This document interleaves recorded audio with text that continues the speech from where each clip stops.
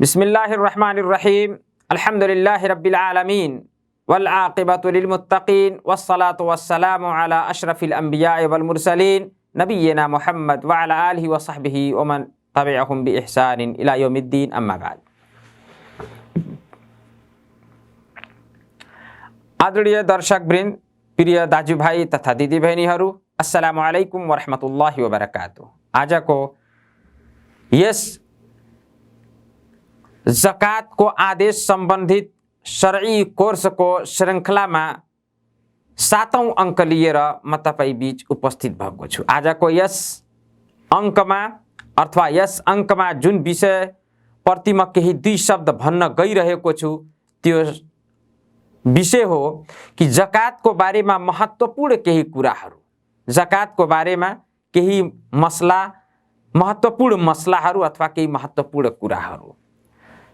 पहिलो मसला अर्थात् पहिलो कुरो जसको विषयमा महत्त्व दिनु पर्छ र बुझ्नु पर्छ त्यसलाई त्यो हो कि ज़कात जुन अनिवार्य हुन्छ यो ज़कात चाहिँ स्वयं त्यही धन र सम्पत्तिमै जुन धन निसाबसम्म पुगेको छ त्यसैमा अनिवार्य हुन्छ भन्नाले स्वयं धनमै त्यो ज़कात चाहिँ अनिवार्य हुन्छ र त्यसैबाट त्यो धनबाट नै त्यो माल र त्यो सम्पत्तिबाट नै ज़कात निकालेर दिनुपर्छ जसमा ज़कात अनिवार्य भइहालेको छ। र साथसाथै त्यसको जिम्मा पनि यदि धनमा ज़कात अनिवार्य भइसक्यो त्यसको जिम्मा धन त ज़कात त्यसैबाट निकाल्नुपर्छ र त्यसको जिम्मा व्यक्तिमाथि आइहाल्छ। जस्तै सुन, चाँदी, ऊँट, बाख्रा, गाई, चर्ने गाई जनावर र यसै गरी जमिनबाट उत्पादन हुने दाना र फलहरू, व्यापार सामग्री बाहेक सबै कुराहरू जसमा ज़कात अनिवार्य छ त्यसको मूल त्यस सम्पत्ति र धनमै ज़कात अनि त्यसैबाट निकालेर दिनुपर्ने जरुरी हुन्छ। यसको प्रमाण जस्तो कि अल्लाहको नबी सल्लल्लाहु अलैहि वसल्लम को हदीस, अल्लाहको नबी सल्लल्लाहु अलैहि वसल्लम भन्नुभएको छ कि वफिल गनम फी कुल्ल 40 शात कि बाख्राहरूमा प्रत्येक 40 बाख्रामा एक बाख्रा ज़कातमा दिनु अनिवार्य हुन्छ। भन्नाले बाख्राको 40 संख्या पुग्यो भने त्यसै 40 संख्या मध्ये एक बाख्रा नै ज़कातमा निकालेर दिनुपर्छ। भन्नाले मूल धनमै स्वयं धनबाट नै ज़कात दिनुपर्छ। यसै गरी यो हदीस चाहिँ अबू दाऊदको हदीस 1568 नम्बरको हदीस र यसै गरी अल्लामा अल्बानीले यस हदीसलाई सही भन्नुभएको छ र इब्ने माजाको पनि हदीस नम्बर 1805 मा अल्लामा अल्बानीले यस हदीसलाई सही भन्नुभएको छ। र यसै गरी अल्लाहको नबी सल्लल्लाहु अलैहि वसल्लमको भनाई हदीस फल र दानाहरूको ज़कातको विषयमा कि फीमा सक़ति समा वल उयून औ कान अथरियन अल उश्र वमा सुक़िया बिन नदहि निस्फुल उश्र। बुखारी को हदीस नंबर 1483 कि जुन जमिनबाट उत्पादन हुने सामग्री अर्थात् फल र दानाहरू छन् त्यसलाई यदि आकाश र यसै गरी कुवाहरूबाट नदी नालाबाट त्यसलाई सिँचाइ गरेर उत्पादन त्यो भएको छ अथवा त्यो जमिनमा भएको ओधी अर्थात् नमी अर्थात् जमिनमा भएको चाहिँ जुन एउटा रसायन हुन्छ त्यसैले त्यो भएको छ भने त्यसमा 10 भागको 1 भाग दिनुपर्छ। त्यसैमध्ये भन्नाले धान, गहुँ जुन अनिवार्य छ जमिनबाट उत्पादन हुने त्यसको नियम इन्शाअल्लाह विस्तृत रूपले आउँछ, तर संक्षिप्त रूपमा बुझ्दाखेरि अथवा छोटकरीमा कि जमिनबाट उत्पादन हुने त्यस्ता सामग्रीहरू जसमा ज़कात अनिवार्य छन् ती सामग्री र ती फल र दानाहरूमा यदि त्यो आकाशबाट सिँचाइ र नदी नालाबाट सिँचाइ अथवा आकाशको पानीले भएको छ भने त्यसमा 10 भागको 1 भाग दिनुपर्छ। तर यदि त्यसलाई सिँचाइ गरेर पैसा भन्नाले मेहनत गरेर त्यहाँबाट उचालेर पानी अनि ल्याएर कुवाबाट त्यसलाई सिँचाइ गरिएको छ भने त्यसको 20 भागको 1 भाग दिनुपर्छ। यो अल्लाहको नबी सल्लल्लाहु अलैहि वसल्लमको हदिस र यो बुखारीको हदिस नम्बर 1483 नम्बर रहेको छ। यसले प्रष्ट हुन्छ कि त्यसैमध्ये भन्नाले जुन सामग्रीमा जकात अनिवार्य भइहाल्यो त्यही मूल धनबाट नै जकात निकालेर दिनुपर्छ, मात्र व्यापार सामग्री बाहेक। यसै गरी सुन र चाँदी के सुन नै वास्तविकमा हो? सुन र चाँदी यसलाई आजको रुपियाँ पैसाकै जस्तै मानिन्छ। पहिलाको युगमा दिरहम र दिनार थियो पैसा स्वरूप, आज चाहिँ रियाल र रुपियाँ पैसा छ। यो चाहिँ यसको मूल चाहिँ वास्तविकता यसको के हुन्छ? यो भन्नमा त पैसा हो, रियाल हो, रुपियाँ हो, तर वास्तविकमा यसको मूल्य सुन वा चाँदीकै मूल्य हुन्छ। यो ध्यानमा राख्नुपर्ने कुरो हो। पैसा निकाल्दा पनि सुन वा चाँदी त्यसको महत्व, त्यसको स्वरूप हो।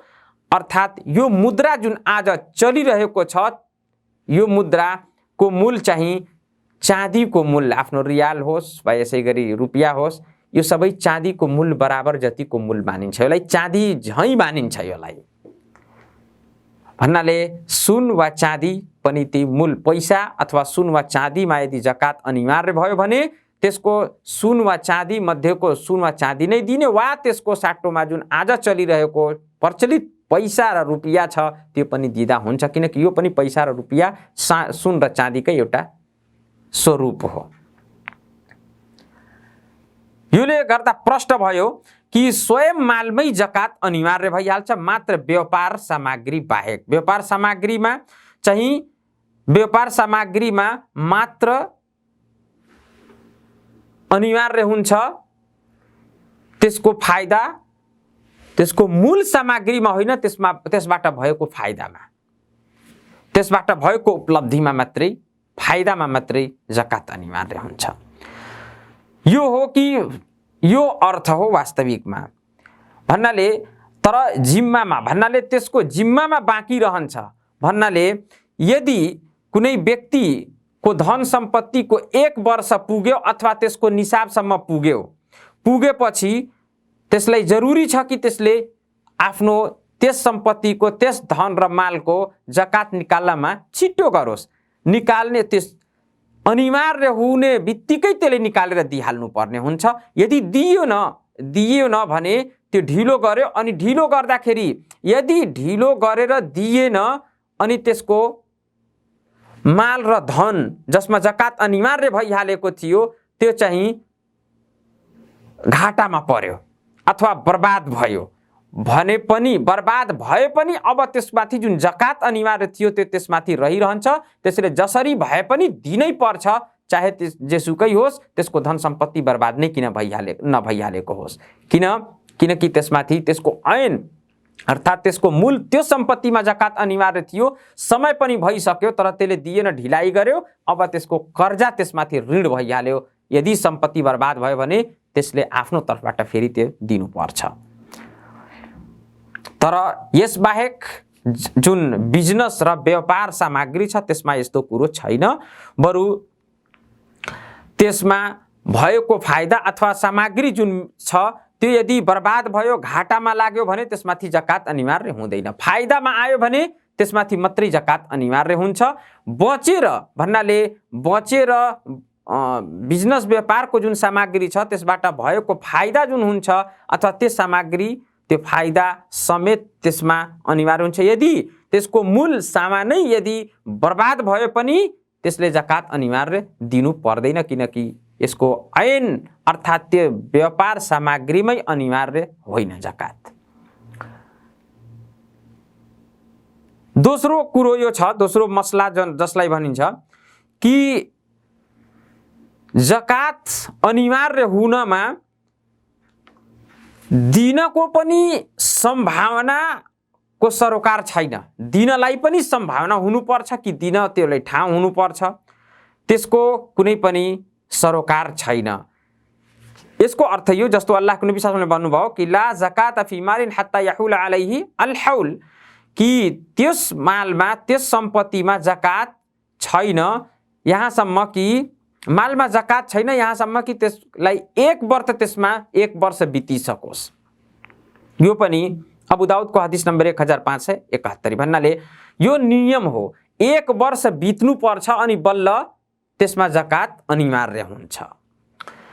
भन्नाले यस हदिसबाट यो बुझिन्छ कि 1 वर्ष पुग्ने साथै अथवा 1 वर्ष पुगिसकेपछि अब त्यस धनमा जकात अनिवार्य हुन्छ।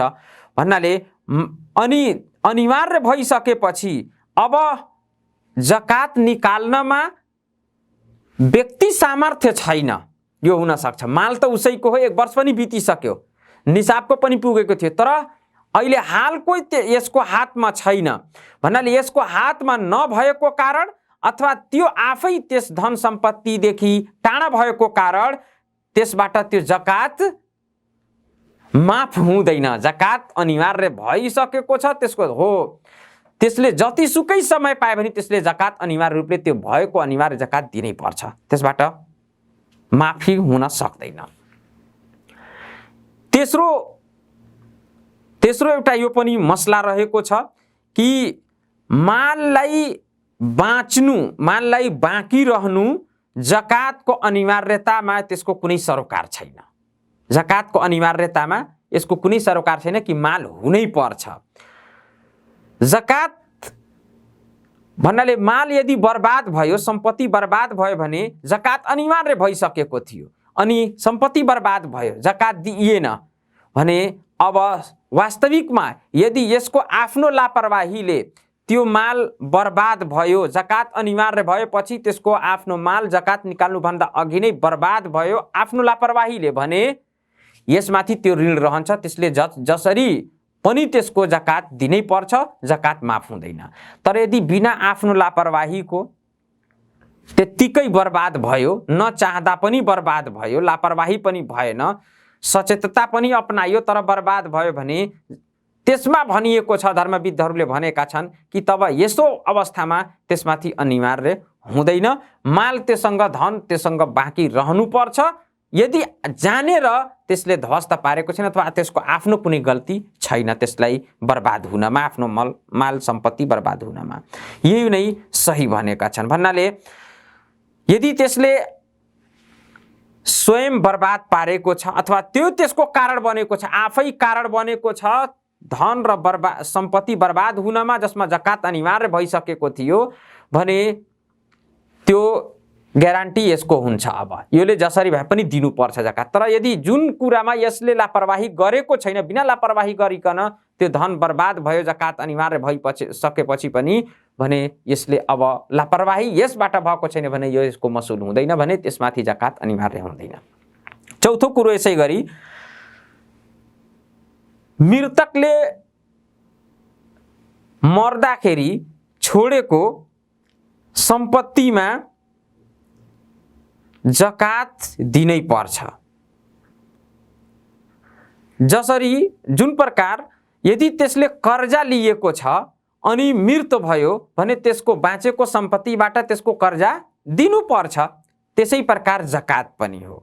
भन्नाले जकात यदि धनी व्यक्ति अर्थात् धनवान व्यक्तिले आफ्नो धन सम्पत्तिको जकात निकालेको छैन अनि त्यसको मृत्यु भयो भने त्यसको मरेपछि पनि जकात त्यसको मर्नाले त्यो जकात माफ हुँदैन। जकात उसको सम्पत्तिबाट उसको वारिसहरूले निकाल्नु अनिवार्य हुन्छ।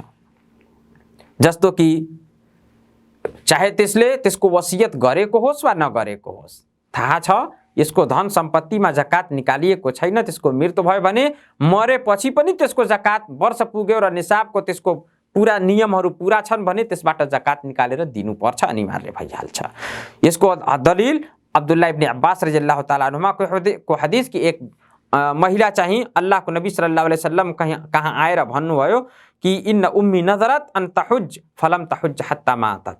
हे अल्लाहको नबी सल्लल्लाहु अलैहि वसल्लम, मेरो आमाले नजर प्रतिज्ञा लिनुभएको थियो, नजर मान्नु भएको थियो हज गर्नलाई, तर हज गर्न उहाँलाई मिलेन अर्थात् हज गर्न सक्नु भएन कि उहाँको निधन भइहाल्यो, मरिहाल्नु भयो।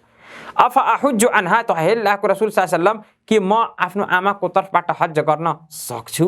उहाँले नियत गर्नु भएको थियो, नजर मान्नु भएको थियो, अनिवार्य थियो। काल नाम, अल्लाहको नबी सल्लल्लाहु अलैहि वसल्लम भन्नुभयो कि हज गरिहाल उहाँको तर्फबाट, हुज्जी अनहा। अराइते लौ कान अला उम्मिकी दैनुन अकुन्ते कादिया, कि के उहाँलाई सोध्नुभयो कि यदि तपाईँको आमामाथि ऋण भएको भए के तपाईँले त्यसलाई पुरा गर्नुहुन्थेन, पुरा गर्नुहुन्थ्यो? उहाँले भन्नुभयो, हो अल्लाहको रसुल, अवश्य म पुरा गर्थेँ, ऋण चुक्ता म गर्थेँ, म कर्जा दिन्थेँ। त अल्लाहको नबी सल्लल्लाहु अलैहि वसल्लमले भन्नुभयो, उक्दुल्लाह फल्लाहु अहक्कु बिल वफा, त अल्लाहको पनि कर्जालाई पुरा गर, किनकि अल्लाह मानिसहरूको हक भन्दा बढी उहाँको हक छ कि उहाँको हकलाई पुरा गरियोस्। यो बुखारीको हदिस 1852 नम्बरको हदिस हो। भन्नाले अल्लाहको तर्फबाट यो यदि जकात अनिवार्य भइहाल्यो भने यो एउटा ऋण हो, एउटा कर्जा हो। मरेपछि पनि व्यक्तिको मर्नले त्यसको मालमा अनिवार्य भएको जकात माफ हुँदैन, त्यो दिनै पर्छ, उसको वारिसहरूले नै निकाल्नु पर्छ। छठौं अथवा पाँचौं एउटा मसला यो पनि छ कि जकात अनिवार्य कति के जकात जहाँ मियाद पूरा हुन्छ त्यही जकात अनिवार्य भइहाल्छ। अर्थात् जस नियमहरू जहाँ पूरा हुन्छन् त्यही जकात। 1 वर्ष पुग्नु निसाबसम्म भएको मालको मात्रा अथवा धन सम्पत्तिको निर्धारित मात्रासम्म पुगेको 1 वर्ष भइसके, जुन दिन 1 वर्ष पुग्छ त्यही दिन जकात अनिवार्य भइहाल्छ अनि त्यहीदेखि निकालिहाल्नु पर्छ। त्यसमा ढिलाइ गर्नु हुँदैन। ढिलाइ गरियो भने, ढिलाइ गर्दाखेरि यदि अनिवार्य भइसकेपछि यदि ढिलाइ गरियो भने माल सम्पत्ति धन यदि व्यर्थ भयो अथवा बर्बाद भयो भने त्यो कर्जा हुन्छ, त्यो जकात पनि त्यसको कर्जाकै रूपमा हुन्छ, जसरी भए पनि तिर्नै पर्छ। यसै गरी जकातको 2 वटा शर्त, जकात सही हुनका 2 वटा शर्तहरू छन्। एउटा नियत हो, दोस्रो मुताबा। कुनै पनि कर्मको नियत र मुताबा यो दुईटा कुनै पनि पुण्य कार्य इबादतको याद राख्नु होला, 2 वटा यो महत्त्वपूर्ण शर्त हुन्। पहिलो नियत, नियत सही, नियत पनि 2 प्रकारको यस जकातमा हुनुपर्छ। एउटा नियत चाहिँ नियतको पनि 2 प्रकार छ। एउटा हो जसको लागि दिइरहेको छ, भन्नाले त्यो अल्लाह हुन्, यो कर्म गरिए जसको लागि गरिरहेको छ त्यो हो अल्लाह हुन्, त्यसको लागि नियत हुनुपर्छ कि भन्नाले निस्वार्थता, नियत सफा हुनुपर्छ। अल्लाहको लागि म यो जकात दिइरहेको छु भने, जस्तो कि अल्लाहको नबी सल्लल्लाहु अलैहि वसल्लमले भन्नुभएको छ कि इन्नमल अमालु बिन्नियात व इन्नमा लिकुल्लि इम्रिइन मा नवा। बुखारी र मुस्लिमको प्रसिद्ध हदिस, बुखारीको हदिस नम्बर 1, मुस्लिमको हदिस नम्बर 1907 कि कर्महरू नियतमा आधारित छन्, अर्थात् नियतमै निर्भर छन्। जुन नियत र जुन विचार र सोचाइले जुन कर्म गरिन्छ त्यसै अनुसार त्यसै बमोजिम पुण्य पाउनेछ भने नियत एउटा जसको लागि गरिन्छ अल्लाहको लागि हुनुपर्छ। दोस्रो हो नियतको चाहिँ दोस्रो प्रकार नियत जुन छ त्यो नियत अमलको होस्, भन्नाले कर्मको नियत र यो कुन कर्म हो, यो जकात अनिवार्य जकात हो, दान हो, सुन्नत हो, नफिल हो, यो प्रकारको जुन पनि फर्ज हो, यो सबै छुट्याएर मनमा हुनुपर्छ। यो कुरो मुखले त भन्नै हुँदैन, मनमा हुनुपर्छ। अनिवार्य जकात हो, मालको जकात हो कि जकातुल फित्र हो कि सामान्य आम सदका हो कि हदिया हो, यो नियत हुनुपर्छ दिँदाखेरि, हैन? भन्नाले नियतुल मामुल र नियतुल अमल यो दुईटै हुनुपर्छ। जसको लागि नियत गरिन्छ भने अल्लाहको लागि, र दोस्रो कुरो कुन कार्य हो त्यसको नियत हुनुपर्छ। अनिवार्य जकात हो, सामान्य जकात हो, जकातुल फित्र हो, दान हो, अनुदान हो अथवा उपहार हो, गिफ्ट हो, त्यसको नियत हुनुपर्छ। दोस्रो शर्त जुन हो सही हुनको लागि जकात, त्यो यो नबी सल्लल्लाहु अलैहि वसल्लमले दिएको आदेश बमोजिम हुनुपर्छ, किनकि यो एउटा इबादत उपासना हो र प्रत्येक इबादत र उपासना जसलाई भनिन्छ त्यो तौक़ीफी हो। भन्नाले जस्ताको त्यस्तै यथावत जस्तो नबी सल्लल्लाहु अलैहि वसल्लमले भन्नुभएको छ, गरेर देखाउनु भएको छ, बताउनु भएको छ, त्यस्तै हुनुपर्छ भन्ने बल्ल स्वीकार हुन्छ।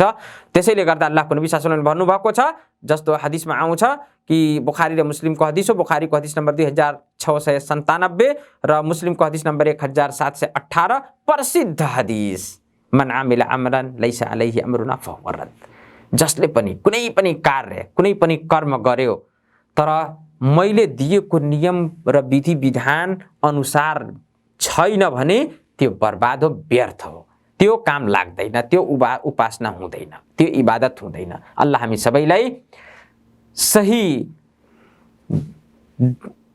इबादतको नियमहरू जानेर आफ्नो जकात दिने र जकातको नियमहरू जानेर त्यसै अनुसार जकात अदा गर्ने हामीलाई साहस देऊन्। आमीन। वस्सलामु अलैकुम वरहमतुल्लाहि वबरकातुहू।